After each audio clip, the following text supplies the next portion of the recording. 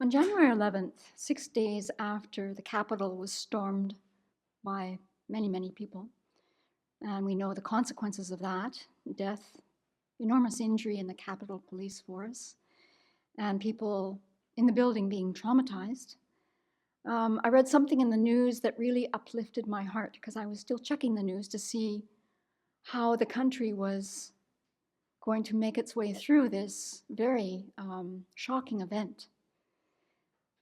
So I read these words from the woman who had just been named the new director of the CDC, Dr. Rachel Walensky, or it might be pronounced Walensky, I'm not sure. And she said these words, and I could hardly believe it. And she said, "As the new CDC chief, I'll tell you the truth. Even when the news is bleak." I just sat there for a long time. I was just stunned by this. And it was no problem for me to believe her. I did. So yesterday, this test came her way. And actually, before I say what she said, we should know her history just briefly. Before becoming the director of the CDC, she was a professor of medicine at Harvard Medical School, and she was practicing infectious disease control at the Massachusetts General Hospital and the Brigham and Women's Hospital. So yesterday, she made these statements. "When I first started at the CDC, about 2 months ago, I made a promise to you. I would tell you the truth, even if it was not the news we wanted to hear. Now is one of those times when I have to share the truth, and I have to hope and trust that you will listen." So she said this: "The US is facing an impending doom as daily COVID cases begin to rebound once again, threatening to send more people to the hospital, even as vaccinations across this nation are increasing." So then she says, I'm going to pause here and I'm going to lose the script, or she's going to go off script.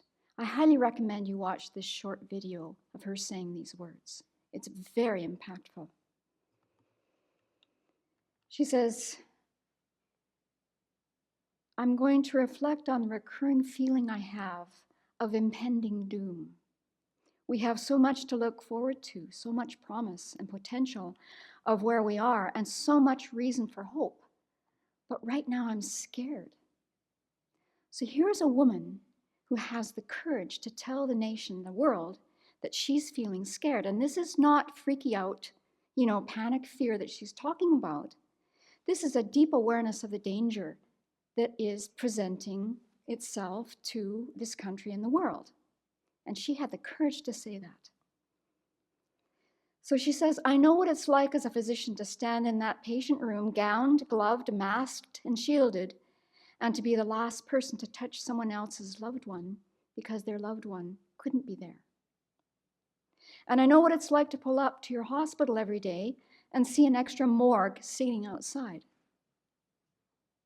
So obviously this woman, she was in the trenches this past year. She wasn't at a desk job, writing very beautiful essays for us to hear. She was right in there with her body and her mind full on. So she obviously understands the profound impact of COVID-19 on patients who are ill with the virus, witnessing their deaths, communicating with families who lost a loved one, witnessing the trauma the pandemic has had on nurses and doctors and other frontline workers. She gets that totally. Hearing and seeing about the lack of protective equipment and the amount of overtime that the medical staff has invested. We're going into month 14 of this pandemic, and many people in the front line have not had a break from this. Or if they have had a break, they've gotten sick, or they've died, or they've left the profession completely. And then this part is really impactful. It really got to me. She said, "I'm speaking today not necessarily as your CDC director, and not only as your CDC director, but as a wife, a mother, a daughter, to ask you just please hold on a little while longer. Get vaccinated against this virus. When cases rise, as they have over the last week or so, They often surge, and they surge big shortly thereafter. She's seen this 3 times already. So has Dr. Fauci. He's right in there with her on this. And she's pointed to countries in Europe like Germany, France, Italy, and they've had a spike of cases in the past few weeks. And she says the US trajectory looks similar. So she's pleading with us. I mean, I'm sure if she thought of it, she would be on her knees yesterday. And she says, in order to avoid going down this same path, I'm asking elected officials, faith leaders, other influencers for help. I'm calling on every single one of you to sound the alarm, carry these messages into your communities. So on behalf of Sravasti Abbey, I want to assure you, Dr. Walensky, and everyone who cares to know, that everyone at the Abbey has been practicing all the guidelines to stay safe and to shelter in place since last March 11th, when finally, the World Health Organization decided to declare there was a global pandemic going on. That took quite some time. So since March 3rd, actually, of 2020, Venerable Thupten Chodron and a number of the other monastics have been giving talks on COVID-19. Currently, there are 60 talks addressing that topic on our YouTube channel. Today's will be 61. So if you go to our channel, just look for the playlist that says COVID-19 coronavirus pandemic. Over the past year, we've only left the Abbey when absolutely necessary for medical appointments, or for a long time we didn't go to the dentist, and now for critical dental appointments we're leaving. So recently, 5 nuns have received the 2nd shot of the vaccine. And we thought that there would be a great delay in time before the rest of us would get it.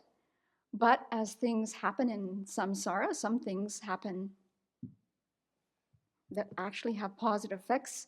Venerable Chodron saw an email this past Friday. She sent it around pretty soon in the afternoon. Everyone was on the phone. We're getting appointments.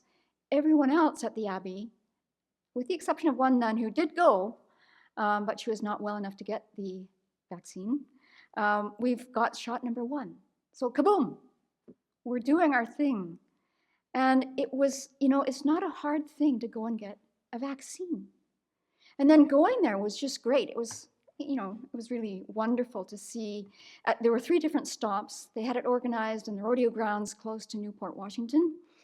And everyone that we encountered at this stop, they were smiling. I mean, you could just see their eyes. They're wearing masks. So were we. We were double masking, by the way. And we didn't get out of the car. They did the paperwork. They were so happy to see us. And they asked us to spread the word, which we did. And so we're doing our part to keep others safe. And recently we had a Zoom course with a Bhikshuni Hengqing who was in Taiwan. And she said that in Taiwan, everyone does wear a mask. And why did they wear a mask? Because it's the right thing to do. Well, it's that simple. It's the right thing to do. So, Americans here don't think that it's the failure of this country. You're not alone. So yesterday, it's not just the American people who have trouble with wearing a mask and doing things that are the right thing to do. The province of Ontario has been reported that the virus is out of control. The same thing is going on in Calgary and Lethbridge and Edmonton. These are the largest cities in Alberta. Why? Well, why should I wear a mask? I don't have to wear a mask because there's no problem. So the numbers are going up through the roof. There's one restaurant in Calgary. They've traced 31 cases to this one restaurant. Well, you know what? It's time for this to be over, is where we're thinking, right? Of course, we're all tired of this. We want to connect with people. We want to open the doors of the Abbey. We can't. They're still closed because it's the right thing to do. And also, this is actually the second kind of generosity from the Buddhist point of view. And the second kind of generosity is actually protecting from fear and giving protection from fear, or protecting from danger. So the obvious biggest danger right now is the possibility of getting COVID-19. And in my mind, the worst thing is if I were to get it and then to spread it to others. That would break my heart. That would be the worst thing. So it doesn't make sense right now to give up and stop because we're tired of it. We've come this far, more than a year. Why blow it now with being sucked in that direction by attachment for some very low-level pleasure?